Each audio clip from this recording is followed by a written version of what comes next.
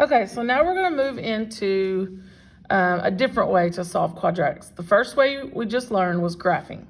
Now we're going to move into factoring to solve. So the first thing we're going to do is go over three problems or the first thing you'll have on your review is three problems that you just factor.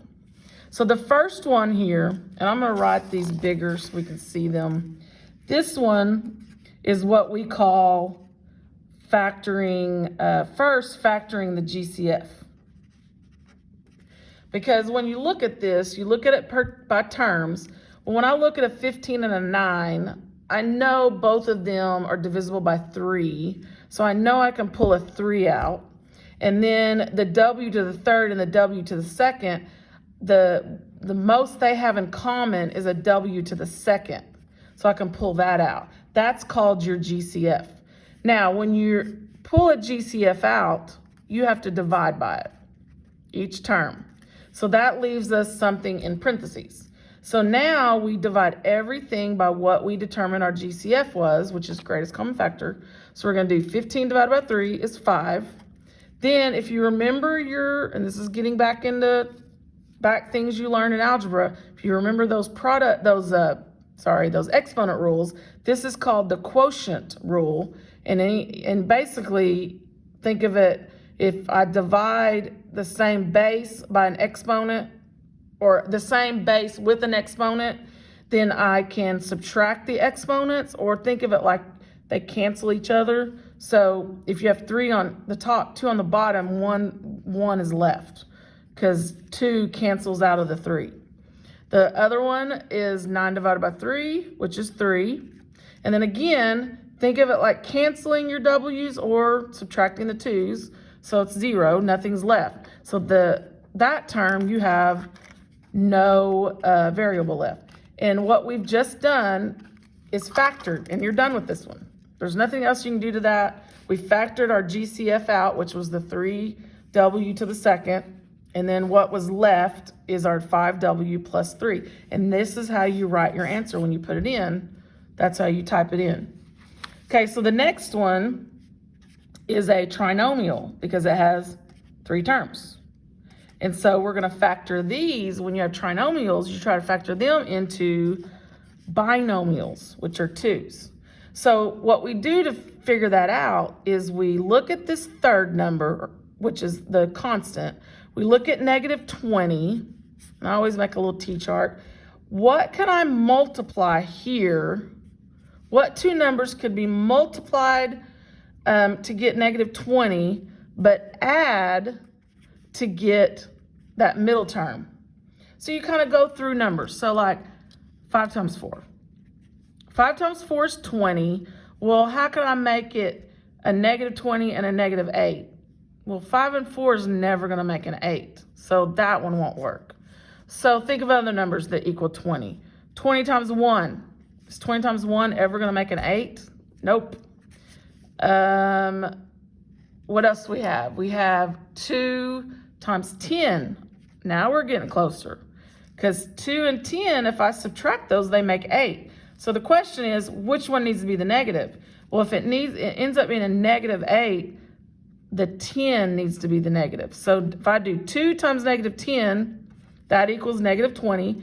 And if I do 2 plus negative 10, that equals negative 8. Because remember, whatever multiplies to equal 20, but also adds to equal negative 8, well, we found our 2 numbers, positive 2, negative 10. So those are your constants in your binomials. That's how that trinomial breaks down into binomials.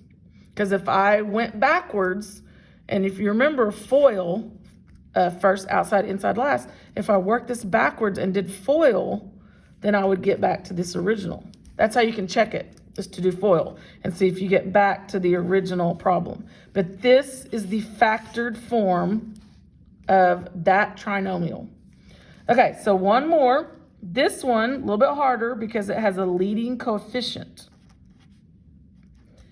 So we still make our little T-chart, but this time for our first number on our T-chart, we have to do our leading and our constant together, and we do those together by multiplying them. So 7 times negative 3 is negative 21, and then negative 20 is still going to be this one. So you still go about what we did here the same way. What numbers can I multiply to equal this one, but add to equal this one? Well, what about the 20, I'm sorry. I was going to say 20 times 1, but that's not going to work.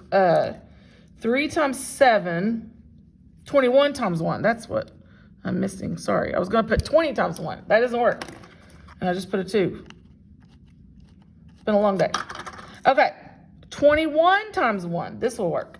Okay. So 21 times 1 equals 20. And then 21 and 1, if I subtract those, they would equal 20. But you got to get it to equal a negative 20. So like we did on the one above, how can this one be a negative and that one be a negative? Well, the bigger number needs to be the negative. So if I do negative 21 times 1, I get negative 21. If I do negative 21 plus 1, I get negative 20. So there's my two numbers. Now, this is where this was different. When we did the one above, we were done. We were ready to make our binomials. We're done. But this one, because it's different because you have a leading coefficient. What you're going to do is think of this like when you did FOIL, first outside, inside, last, and you added those two middle terms to get this one.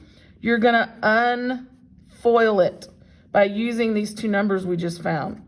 So, but you're going to give them an x. So negative 21x plus 1x. So I took these two numbers, put them over here, split, and I did it by splitting my negative 20x into those. And I gave them each an x. So now you bring down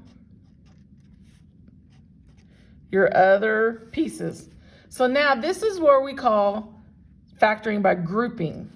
And that would be something that was on one of the lessons in your, just in your lessons. So you group, you do 2 and 2. So now when we do group, we go back to what we did up here and you find your GCF in each group. So if I look at my terms, I have a 7 and a 21. Well, 7 can come out of 7 and 21 as a GCF. And then there's at least an x in each one, so I can factor an x out. So remember what you got to do, once you find your GCF, is divide each term by your GCF and get what we call our leftovers. Excuse me. And so now 7's cancel. X to the second, that's an x to the 1. One of those cancels, so there's an x left. Then you have a negative, a minus. 21 divided by 7 is 3. And then your x is completely canceled there. Now, if there's, on this second one, if there's nothing to factor out GCF-wise, factor a 1 out. And then again, you'll divide by that number, and then the only thing left will be x minus 3. Now, at this point, this should be happening. When you get to this point, these two terms and these factors in here, these should be the same. So now you're ready to write your answer. Your answer is basically like factoring that out as one of those and then putting what's left together. So 7x plus 1. And then there is your two binomials. Although it took us a little bit to get to that compared, remember this one was just one little step really. But that's your goal. When you have trinomials, whether you have a leading coefficient, this one didn't have one, this one did, leading coefficient or not, your goal is to get to two binomials. Whether it takes very little, like this one, or it takes a few steps, like this one. But that's your goal. You're trying to factor it into two binomials. And then that's going to lead us to the next video, which then what do we do with, once we have our two binomials, what do we do with that?